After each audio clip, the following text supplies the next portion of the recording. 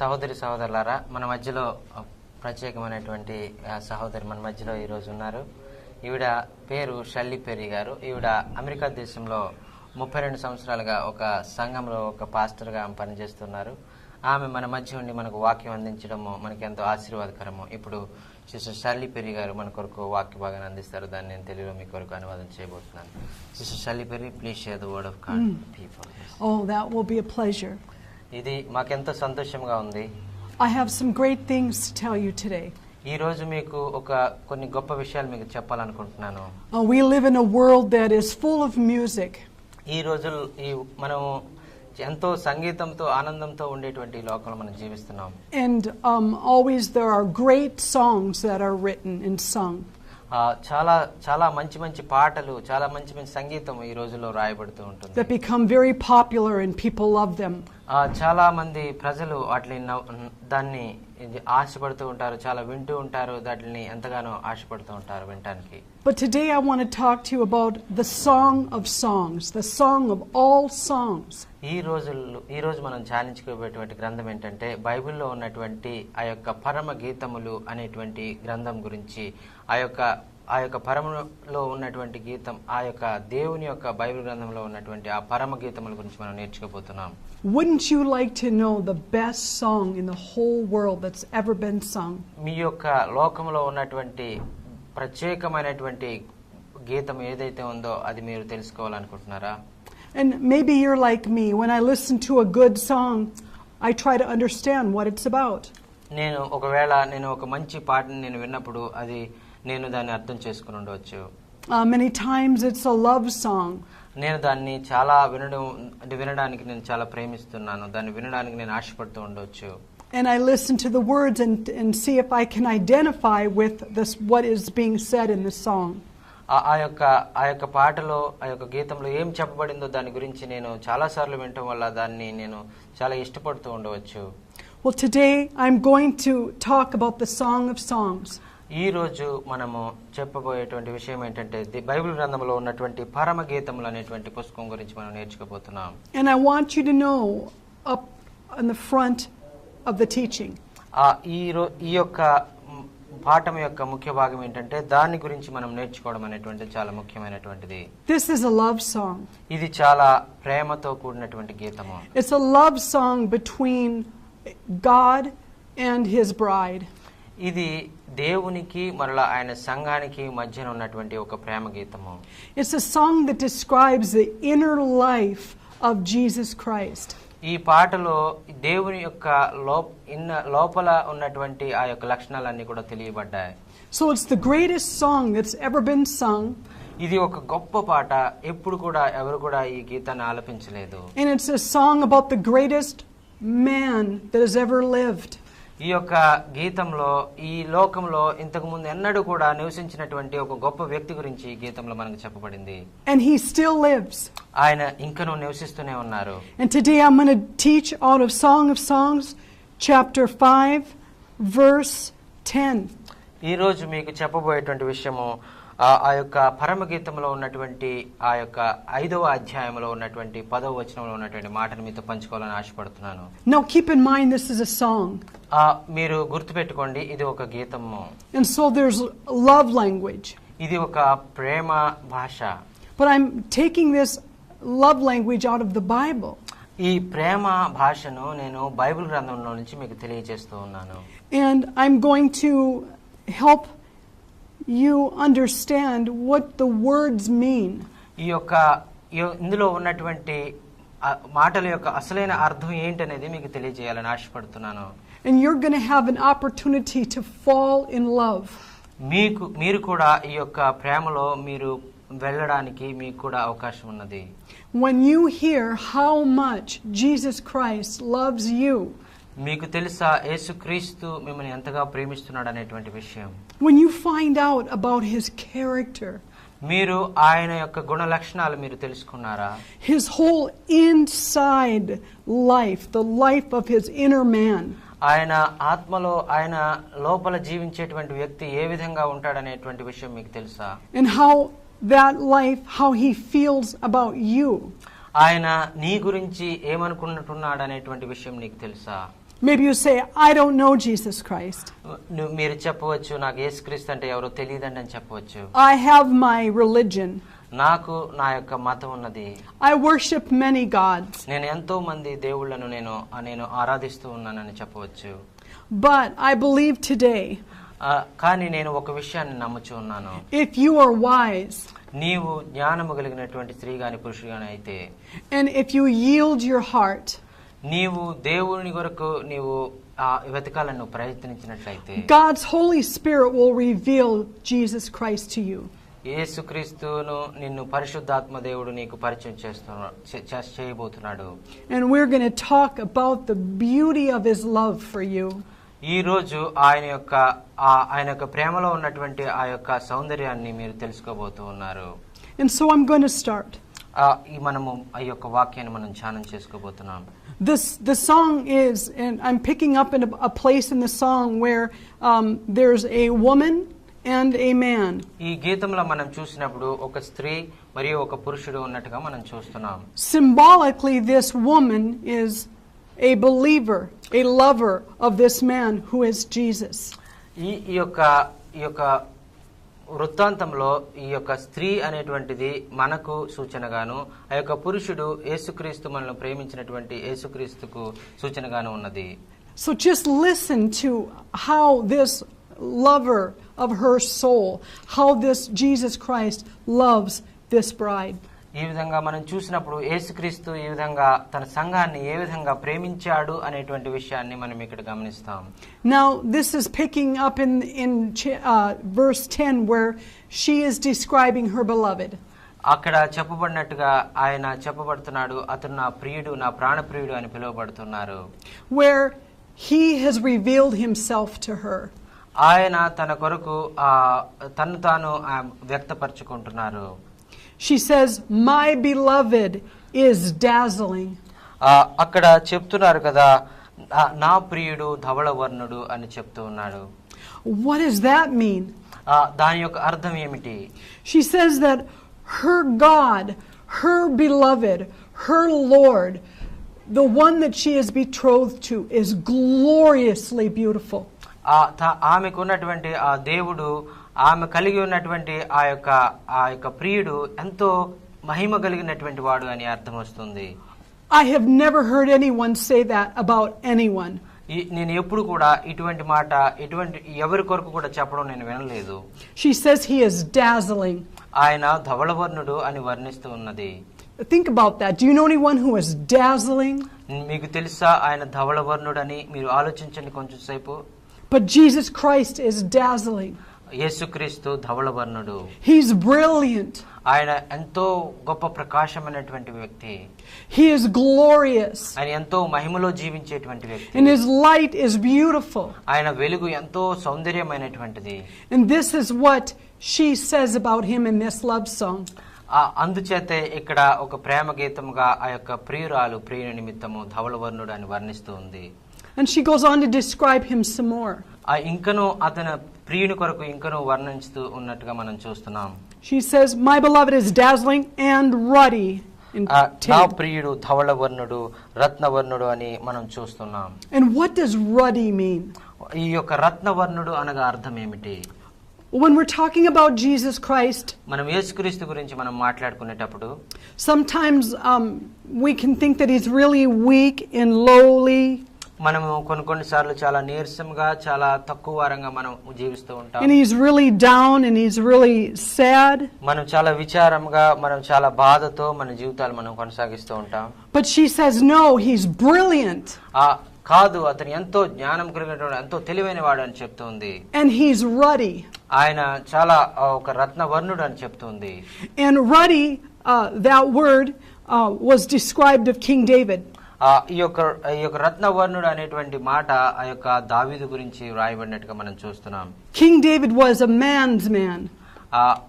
దావీదు భక్తుడు ఆ యొక్క ఒక మనుషులందరిలో కూడా చాలా గొప్ప వ్యక్తి.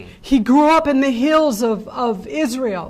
ఆయన ఆ యొక్క ఇజ్రాయెల్లో ఉన్నటువంటి కొండల మధ్యలో ఆయన పెరిగినట్టుగా మనం చూస్తున్నాం. He lived out in the elements and he was a shepherd to sheep. ఆయన ఒక గొర్రెల కాపరిగా గొర్రెలను కాచుకునే వ్యక్తిగా ఉన్నట్టుగా మనం చూస్తున్నాం.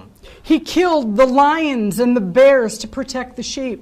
ఆయన ఆ యొక్క సింహములను ఆయన ఎలుగుబంటులను ఆయన ఆ గొర్రెలను రక్షించడం కొరకు చంపినట్టుగా మనం చూస్తున్నాం. So there was a manliness, a strength about him. ఆ యొక్క అతను ఎంతో గొప్ప పరాక్రమశాలి మరియు ఎంతో గొప్ప బలవంతుడు అని మనం గమనిస్తున్నాం. So what I want to say is Jesus Christ, he is ruddy. అదే విధంగా మనం చూసినప్పుడు ఆ యొక్క రత్నవర్ణుడు అనేటువంటి మాటకు ఆయన ఒక పరాక్రమశాలి అని మనం గుర్తించాలి. He is strong and mighty. ఆయన చాలా శక్తి కలిగినటువంటి వాడు, ఆయన చాలా బలం కలిగినటువంటి వాడు. He's not a weak ఆయన ఏదో నీరసంగా ఉండేటువంటి వ్యక్తి కాదు. and soft ఆయన ఏదో చాలా నెమ్మదిగా ఉండేటువంటి వ్యక్తి కాదు. king, he is strong. ఆయన ఒక రాజు, ఆయన బలమైనటువంటి ఒక రాజు. She goes on to describe him. ఇంకను ఆ స్త్రీ తన ప్రియుని వర్ణిస్తూ ఉన్నది. In verse 10 she says he is outstanding among 10,000. ఆయన అక్కడ చూసినప్పుడు ఆయన 10,000లో ఆయన అతి శ్రేష్ఠుడు అని ఆమె వర్ణిస్తూ ఉంది. What does that mean? దాని యొక్క అర్థం ఏమిటి? What it means is that there is no one like him. దాని అర్థం ఏంటనగా ఆయన లాంటి వారు ఎవరూ లేరు అని దాని అర్థము. The term 10,000 is just a term. అది 10,000 అనేటువంటిది ఒక మాట మాత్రమే. You could say 7 billion. నీవు ఒకవేళ 7 కోట్లు అని నువ్వు చెప్పవచ్చు. You could take all the people in the world. నీవు ఒకవేళ 7 ఈ లోకంలో ఉన్నటువంటి ప్రజలందరూ అని నీవు చెప్పవచ్చు. And Jesus Christ, the King and the Lord, యేసుక్రీస్తు ఒక రాజు, మన ప్రభువు, he would stand out among all of the people. ఆయన ఈ ప్రజలందరిలో ఆయన అతి శ్రేష్ఠుడుగా ఆయన ఉన్నారు. It means he is one of a kind. ఆయన ఒక ప్రత్యేకమైనటువంటి గుణగణాలు. There is no one like him. ఆయన లాంటి వారు ఎవ్వరూ లేరు. This is a song. ఇది ఒక గీతము. This is a love song. ఇది ఒక ప్రేమ గీతము. Where a bride is describing her bridegroom. ఒక వధువు తన పెళ్లి కుమారుని కొరకు వర్ణిస్తున్నటువంటి విధానము. I am a believer of the Lord Jesus Christ. నేను యేసుక్రీస్తు యొక్క విశ్వాసిని. 25 years ago I became a believer. 25 సంవత్సరాల క్రితము నేను యేసుక్రీస్తు కొరకు విశ్వాసిగా నేను మార్చబడ్డాను. Before I became a believer in Christ, నేను యేసుక్రీస్తుకు విశ్వాసిగా మారక ముందు I was full of shame. నేను ఎంతో శోధనలో ఉన్నాను. I had fear. నాకు భయం ఉండేది. I had a deep sense of loneliness. నేను ఒంటరితనాన్ని నేను చూసి బాధపడేవాడిని. And I had shame.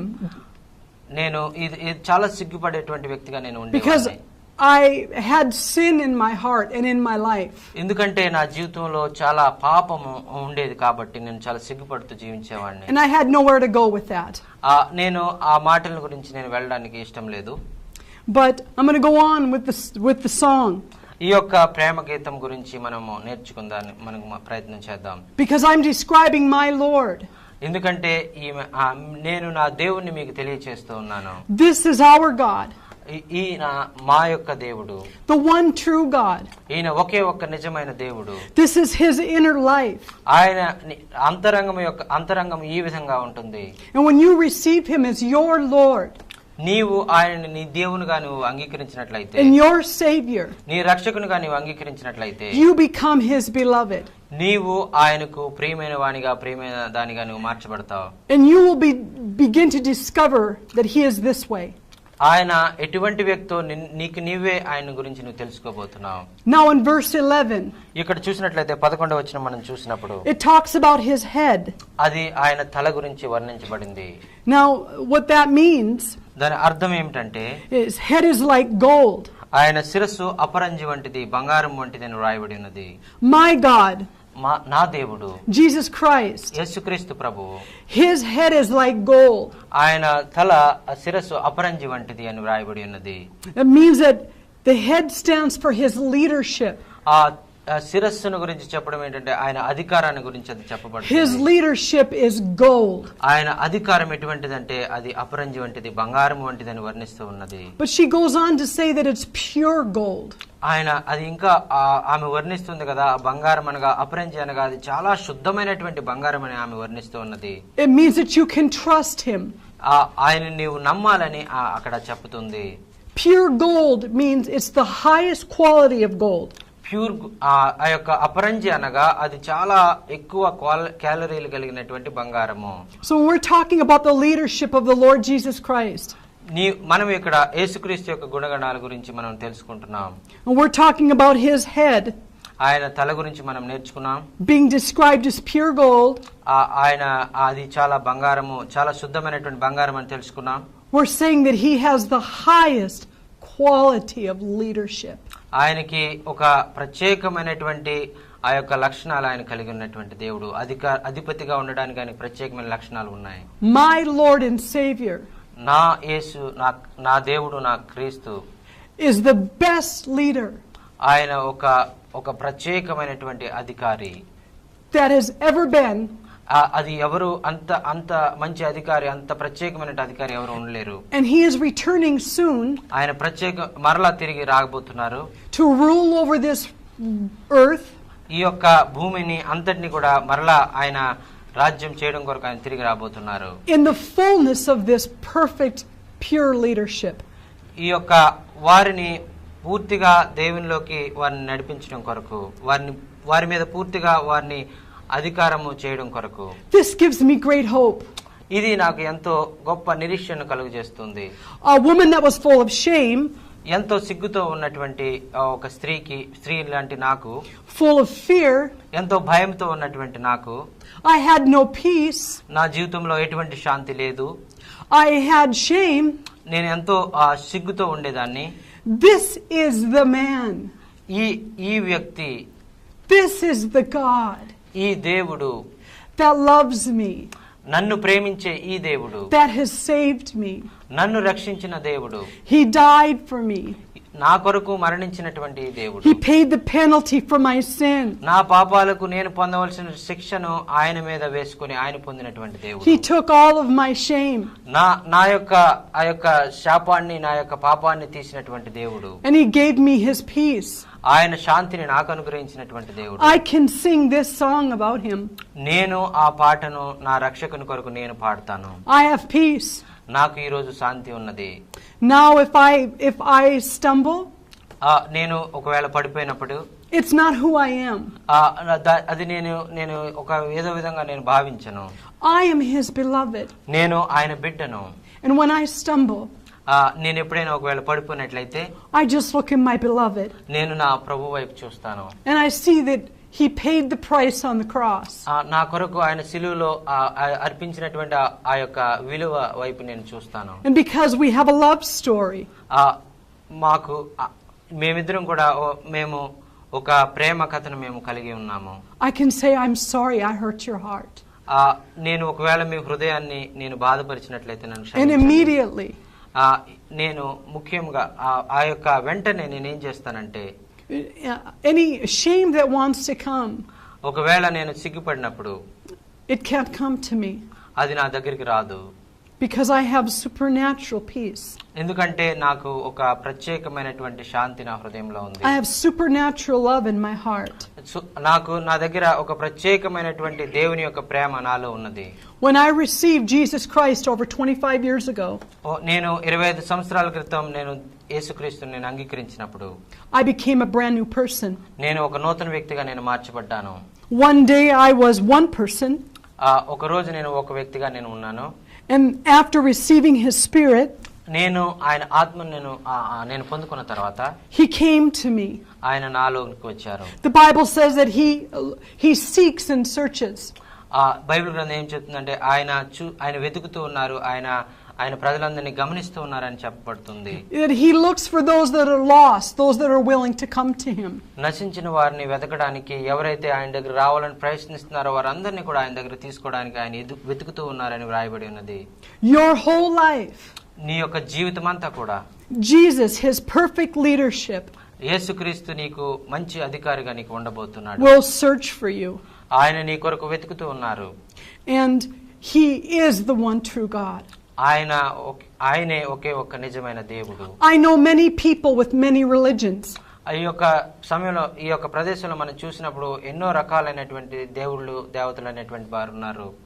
But what religion, what God can do this kind of work in the heart of a human. ఈ యొక్క ఏ మతము గాని ఏ దేవుడు గాని ఈ యొక్క మనిషి యొక్క హృదయాన్ని కోరుకునేటువంటి దేవుడు ఉన్నారు. Let's continue to talk about my beloved. నా యొక్క ప్రియుని గురించి మాట్లాడడం మొదలు పెట్టనివ్వండి. In verse 11, ఆ యొక్క 11వ వచనంలో మనం చూసినప్పుడు the second part, ఆ యొక్క రెండవ భాగంలో మనం చూస్తాం కదా, it talks about the locks of his hair. ఆయన తల వెంట్రుకల గురించి అక్కడ మనం చూస్తూ ఉన్నాం. Now in the Jewish culture, ఈ యొక్క యూదుల యొక్క ఆ యొక్క వారి జీవించే విధానం మనం చూసినప్పుడు the dedicated men, వారు ఒక ప్రత్యేకించబడినటువంటి వ్యక్తులుగా వారు ఉంటారు. those that were devoted to God, ఎవరైతే దేవునికి వారు సమర్పించుకుంటారో they would grow out the locks of hair. తల వెంట్రుకలను వారు పెంచుకుంటూ ఉంటారు చాలా And it would పొడవుగా. take a long time. వారు చాలా అదే విధంగా వారు తమ తల వెంట్రుకలను ఆ విధంగా పెంచుకుంటూనే ఉంటారు. And many times they wouldn't cut them చాలా సార్లు వారు వాటిని కత్తిరించుకోరు. because these locks represented their dedication. ఈ యొక్క తల వెంట్రుకలు ఈ విధంగా పెంచుకోవడం అనేటువంటిది వారికి దేవుని ఎడల ఉన్నటువంటి ఆసక్తిని మనకు తెలియజేస్తూ ఉంటాయి. Well, here, when describing my beloved, ఇక్కడ చూసినప్పుడు నా యొక్క ప్రియుని గురించి నేను చెప్తున్నానని ఇక్కడ ఈ యొక్క స్త్రీ చెప్తూ ఉంది. it talks about his devotion. ఆమె యొక్క అతని యొక్క ఆ యొక్క ప్రత్యేకత, అతని యొక్క ఆరాధన గురించి ఆమె చెప్తూ ఉంది. And it describes it as clusters. His devotion is like clusters. ఆమె అది కృష్ణ వర్ణములు, ఆమె కాకపక్షముల వలె ఉన్నవి అని చెప్తుంది. Clusters of dates. అవి కొన్ని రకములైనటువంటి కాకపక్షముల వలె ఉన్నవి అని చెప్తుంది. When something grows in a cluster, కొన్ని విషయాల్లో మనం ఆ విధంగా పెరిగినప్పుడు it means there's an abundance. అది ఒక ఎంతో అధికముగా ఉన్నటువంటి పరిస్థితి. Have you ever gone to a grapevine and just see one grape on the vine? ఆ విధంగా ఒక మంచి ఒక ద్రాక్షవల్లి మనం చూసినప్పుడు That's not a cluster. అది ఒక మంచిది అని మనం చెప్పలేము. That's not healthy. అది ఒక మంచిది, అది ఆరోగ్యమైనదని మనం చెప్పలేము. But here in talking about Jesus Christ the Lord, his devotion, అక్కడ చూసినప్పుడు యేసుక్రీస్తు ఒక రాజు, ఆయన మన ప్రభువు, ఆయన ఎంతో అది మన ఎడల ఆయన కోరిక కలిగి ఉన్నాడని చెప్పబడుతుంది. this song describes his devotion as being healthy as a cluster. ఆయన మన ఎడల కలిగినటువంటి ఆ యొక్క మన ఎడల కలిగిన ఆరాధన ఆయన ఎంతో ఆయన కోరుకుంటున్నాడని చెప్తున్నారు. and as a cluster of dates. అది ఒక ఖర్జూరపు లాగా ఉన్నదని చెప్తున్నారు. His devotion is rich. ఆయన ఈ విధంగా మన ఎడల ఎంతో గొప్ప ఆయన ప్రేమను కలిగి ఉన్నారని And it's చెప్తున్నారు. plentiful. అది ఎంతో అంతము లేనిదని చెప్తున్నారు. This is our beloved. ఆయన మన ప్రియుడు. In verse 12, మనం 12వ వచనంలో మనం చూసినప్పుడు it talks about his eyes. ఆయన నేత్రముల గురించి అక్కడ మనం చూస్తున్నాం. And it says that his eyes are like doves. ఇక్కడ చూసినప్పుడు ఆయన నేత్రములు గువ్వల వలె కనపడుచున్నవి అని చెప్తున్నారు. Now, doves that we know, doves mate for life. ఇక్కడ చూసినప్పుడు ఈ యొక్క పావురములు ఎప్పుడు కూడా అవి ఒకరి దాని కొరకు ఒకటి జీవించేవిగా ఉంటాయి. They're committed. అవి ఒకదానికొకటి బంధం వేసుకుని పెనవేసుకుని జీవిస్తూ ఉంటాయి. So when we talk about his eyes, వాటి నేత్రముల గురించి మనం మాట్లాడినప్పుడు we're talking about the way he looks at you. ఆయన మన వైపు ఏ విధంగా చూస్తారనేటువంటి దాని గురించి మనం మాట్లాడుకుందాం. He looks at us through commitment. ఆయన మన వైపు ఒక కార్యమును సిద్ధి చేయడం కొరకు ఆయన చూస్తూ ఉంటారు. He looks at us through his vow. ఆయన మనల్ని ఆయన కళ్ళలోంచి మనల్ని నేత్రాల్లోంచి మనల్ని ప్రత్యేకంగా ఆయన చూడబోతున్నారు. Other passages describe his dedication. ఆయన యొక్క ప్రత్యేకమైనటువంటి లక్షణాల గురించి మనం మరి ఒక చోట మనం చూడాలి. He says, I will never leave you or forsake you. ఆయన చెప్తున్నారు కదా, నేను మిమ్మల్ని ఎన్నడూ విడివను, నేను ఎన్నడూ ఎడబాయనని ఆయన చెప్తున్నారు. Also describing his eyes, it says are like doves beside streams of water. ఆ యొక్క నేత్రములు గువ్వల వలె పాలతో కడపడినట్టుగా ఉన్నవని అక్కడ వ్రాయబడుచున్నది. It's not a pond. అది ఒక చిన్న ఏదో సరస్సు కాదు. Or a stale canal. అది ఒక ఇది ఏదో ఒక నది వంటిది కాదు. It means that he sees you. His eyes are always fresh like a stream of water. There's a fresh, steady stream of his thoughts toward you. ఆయన మన కొరకు ఒక ప్రత్యేకమైనటువంటి కొన్ని లక్షణాలు ఆయన కలిగి ఉన్నారు. ఆయన మన కొరకు ప్రత్యేకమైనటువంటి ఒక యొక్క మంచి ఆ యొక్క జలములు ప్రవహించేటువంటి ఆ విధంగా ఆయన మన నేత్రములు ఉన్నవనే వర్ణించబడింది. And then in one more point in closing this session, ఈ విధంగా ఒక విషయం చెప్పి నేను ఈ వాక్యాన్ని ముగించబోతున్నాను. in describing his eyes, ఆయన నేత్రాల గురించి వర్ణించాను. it says that they are bathed in milk. అది పాలతో కడగబడినటువంటి నేత్రములని రాయబడి ఉంది. Now what does that mean? దాని అర్థం ఏమిటి? It means that when he sees you, his eyes, he looks at you as to nourish you. ఆయన నేత్రములు ఆ విధంగా మన వైపు చూసినప్పుడు అవి మనల్ని ఎంతగానో ఆదరించేవిగా ఉంటాయని. The way he views you is to nurture you like a mother nurtures a child. ఒక తల్లి ఏ విధంగా ఆ బిడ్డ వైపు చూస్తుందో ఆదరిస్తుందో అటువంటి ఆ యొక్క లక్షణాలు కలిగినటువంటి నేత్రాలు కలిగినట్టుగా మనం చూస్తున్నాం. These are some wonderful things, aren't they, Pastor? ఇవన్నీ కూడా చాలా ఆశ్చర్యం కలిగించేటువంటి విషయాలు కదండి. This is just the beginning of this teaching. ఇది ఈ యొక్క ప్రారంభం మాత్రమే ఈ యొక్క వాక్యాన్ని చెప్పడంలో. We just started to sing the song. మనమందరం ఈ గీతాన్ని మనం పాడే విధంగా మనం ఉండాలి. The greatest song that's ever been sung. ఇంత గొప్ప గీతం ఎప్పుడు కూడా పాడినటువంటి గీతం. About the greatest man that's ever lived. ఇటువంటి గొప్ప వ్యక్తి ఇంత ముందు ఎప్పుడు కూడా లేనటువంటి వ్యక్తి గురించి. And we can have him as our own Lord and Savior. ఆయనని మన జీవితాల్లో మన యొక్క దేవునిగా మన యొక్క ప్రభువుగా మనం కలిగి ఉండాలి. And you can have him right now. మీరు ఆయన్ని మీరు కలిగి ఉండొచ్చు. We can pray right this minute. ఈ యొక్క సమయంలో మీరు ప్రార్థన చేయవచ్చు. And I'm going to do that. మీ కొరకు నేను ప్రార్థన చేయబోతున్నాను. Heavenly Father, పరలోకపు తండ్రి, we thank you for the Lord Jesus Christ. మీరు మా దేవుడిగా ఉన్నందుకు మీకు వందనాలు. Take it away. Go ahead. మీరు మా ప్రభువుగా మీరు ఉన్నందుకు మీకు వందనాలు. మా కొరకు నాయనా మీరు ఇంత ప్రేమ కలిగి మమ్మల్ని ప్రేమిస్తున్న విధానాన్ని బట్టి మీకు వందనాలు. మేము కూడా నాయన మీ బిడ్డలంగా ఈ లోకంలో జీవించాలని, నాయన మీ ప్రేమను మేము తెలుసుకోవాలని, నాయన మిమ్మల్ని ప్రేమించే విధంగా నాయన మీ గొప్ప లక్షణాలు నాయన మేము విన్నటువంటి వాక్యాన్ని బట్టి నాయన మేము తెలుసుకొని నాయన మిమ్మల్ని అధికంగా ఇంకను ప్రేమించే వారంగా మేము ఉండడానికి మీరే సహాయం చేసి మమ్మల్ని మీరే నడిపించి మహిమ పొందండి. మీ పరిశుద్ధాత్మ శక్తితో నాయన మా అందరికీ వాక్యాన్ని అర్థమయ్యే విధంగా నాయన మీరే అనుగ్రహించి నాయన మీ చిత్తాన్ని మా జీవితంలో నెరవేర్చుకోమని, నాయన మీరు మా ఇళ్ళ కలిగినటువంటి ఆ అనంతమైన ప్రేమకు నాయన మీకు మా హృదయపూర్వకమైనటువంటి స్తోత్రాలు, స్తుతులు, నాయన వందనాలు తెలియజేసుకుంటూ ఈ చిన్న ప్రార్థన నజరేయుడైన యేసుక్రీస్తు నామములో మిక్కిలితో స్తుతించి ప్రార్థిస్తున్నాం తండ్రి. ఆమేన్. ఆమేన్. Thank you so much. Thank you so much, sister, for giving this. Pleasure. Yes. Pleasure. Thank you. మీ ప్రార్థన అవసరతలు మరలా మీ కానుకలు పంపవలసిన మా చిరునామా pastor Jachin Charlie, Jesus gospel ministry, door number 141128, Rayapeta, Narsapur, Andhra Pradesh, pin code 534275. Email pastorjachin2@gmail.com. Phone number 9440315214. మరి ఒక number 94913798334. Thank you and God bless you.